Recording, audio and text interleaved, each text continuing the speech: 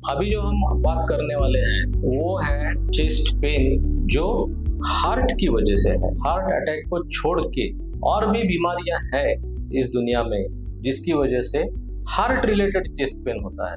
अभी देखो, मैं आपको सिंपल बात बताता हूँ कि हार्ट का बेसिक स्ट्रक्चर क्या है। एकदम सबसे बाहर एक कवर रहता है हार्ट को, उसको बोलते हैं पेरिकार्डियम। वो जो पेरिकार्डियम है उसको भी सूजन आ सकती है बहुत सारी बीमारियों में, जिसमें पेरिकार्डियम को इन्फेक्शन हो सकता है। कोई नॉन इन्फेक्शियस कॉजेज भी है। पेरिकार्डियम जो सबसे बाहर का कवर जो है उसकी वजह से छाती में दर्द होता है। इन डेप्थ में नहीं जाऊंगा, लेकिन एक जनरल नॉलेज के लिए मैं आपको बता रहा हूँ कि ये जो पेरिकार्डियम नाम की चीज़ है उसकी अगर कोई बीमारी हो गई फिर भी चेस्ट पेन हो सकता है। पेरिकार्डियम के अंदर हम अगर झांक के देखेंगे तो हार्ट आता है। हार्ट ये पंप करता है। Heart is a pump made up of muscles. Muscles से बना हुआ है हार्ट। ये जो मसल है उस मसल की अगर कोई बीमारी है उससे भी चेस्ट पेन हो सकता है। उसके अंदर हम गए, हार्ट के मसल के भी अंदर गए तो क्या आएगा? अंदर अंदर कैविटी आएगी। कैविटी के अंदर क्या है? कैविटी के अंदर वाल्व्स है। वाल्व्स जो है कि वाल्व क्या रहता है कि एक चेंबर से दूसरे चेंबर में जब खून जाता है तो रिटर्न ना आ जाए, इसलिए बीच में वाल्व रहते हैं, उसको फ्लैप्स रहते हैं, ओपन क्लोज होते रहते हैं उनका कंटिन्यूअसली। उसकी अगर कोई बीमारी हो उससे भी कभी कभी चेस्ट पेन हो सकता है। तो हर चेस्ट पेन जो हार्ट की वजह से हो वो हार्ट अटैक नहीं है। So what is heart attack? Heart attack मतलब वो दर्द जब हार्ट को अपने जो हार्ट की खून की नलियां हैं, जो आर्टरीज है, कोरोनरी आर्टरीज, आपने सबने नाम सुना होगा, कोरोनरी आर्टरी डिसीज, उसमें जो ब्लॉकेजेस हो जाते हैं और ब्लॉकेज इतना जबरदस्त कि उसका खून का सप्लाई हार्ट का टूट जाए, खत्म हो जाए, तो हार्ट को ब्लड सप्लाई नहीं मिलता और उस टाइम में जो चीजें होती है हार्ट के अंदर उसको हम बोलते हैं हार्ट अटैक।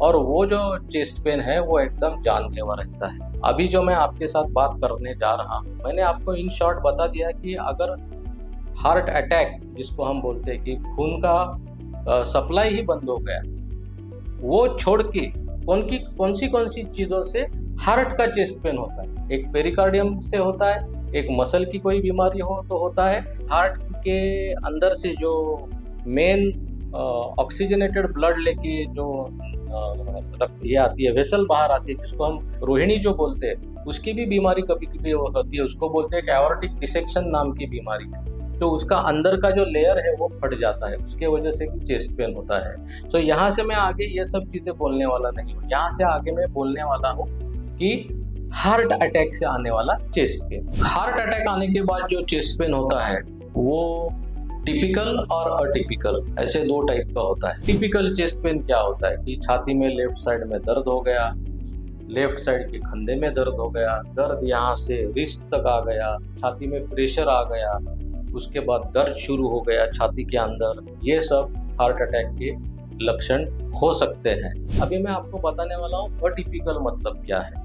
हमें पढ़ाया गया है मेडिकल कॉलेज में कि ये जो अम्बिलिकस है, यहाँ से लेके अनुवटी तक, यहाँ तक कहीं पे भी दर्द हो जाए इस एरिया में, इधर से आगे या पीछे, पहले देखो हार्ट का है कि नहीं। क्योंकि बहुत बार कोई लोगों को अटिपिकल चेस्ट पेन होता है। अटिपिकल मतलब क्या? उनके लक्षण कोई दूसरे ही रहते हैं। कोई बोलता है कि खाना खाने के बाद मुझे यहाँ पे हेवीनेस होता है, कोई बोलता है कि मुझे पीठ में दर्द हो रहा है, किसी को राइट साइड में दर्द होता है, किसी के कान में दर्द होता है, किसी के दांत में दर्द होता है, पीठ में दर्द होता है तो ऑर्थोपेडिक सर्जन के पास जाते हैं, किसी के पेट में दर्द होता है तो पेट के डॉक्टर के पास चले जाते हैं। और होता क्या है? टाइम पास होता है। तो वो कौन से भी डॉक्टर के पास जाए तो वो जो डॉक्टर है जिसके पास वो जाएंगे वो आइदर वो ऑर्थोपेडिक सर्जन हो, पेट का डॉक्टर हो, दांत का डॉक्टर हो, वो सब जब पेशेंट के जो लक्षण है वो सुनने के बाद पहले क्या करेगा? वो पहले बोलेगा कि बाबा रे मैं सब देखता हूँ तुम्हें क्या है, लेकिन पहले ईसीजी करो और पहले ये देखो हार्ट का तो नहीं है। ये ट्रेनिंग हर एक को दिया गया है और हर एक जो डॉक्टर है आप उसके पास ऑर्थोपेडिक सर्जन के पास जाओ कि मेरे हाथ आए, हाथ में दर्द है, इस हाथ में दर्द है, वो क्या करेगा? पहले ईसीजी करो, बोलेगा पहले फिजिशियन से बोलो ईसीजी करो, पहले ये देखो ये हार्ट का नहीं ना, उसके बाद मेरे पास आ जाओ, बाद में बोल देता हूँ ये क्या है। डायरेक्टली जब दिखाई देता है कंधे में दर्द है, जॉइंट में इशू है, वो अलग बात है। लेकिन कभी कभी कंफ्यूजिंग पिक्चर रहता है कि ये किस टाइप का पेन है। अगर दांत में दर्द है तो डेंटिस्ट बोलेगा अरे देखने में तो लगता नहीं दांत में कुछ गड़बड़ है, पहले तुम ईसीजी करके आ जाओ।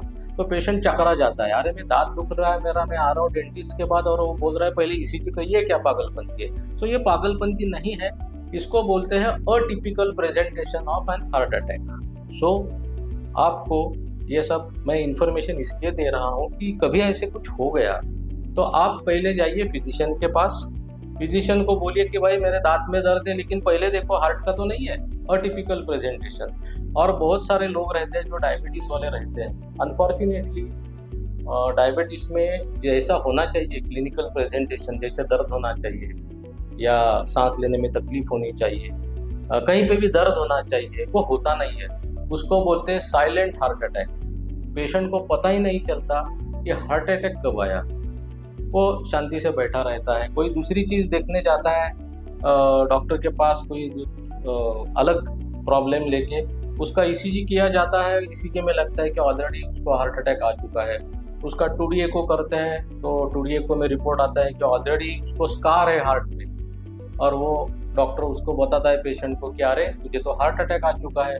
वो बोलता है कि और डॉक्टर साहब ऐसे कभी हुआ ही नहीं है, ना मुझे कभी दर्द हुआ, ना मुझे कभी दम लगा, ना मुझे अभी कुछ हो रहा है, मैं मेरी डेली एक्टिविटी कर रहा हूँ। उसको बोलते हैं साइलेंट हार्ट अटैक।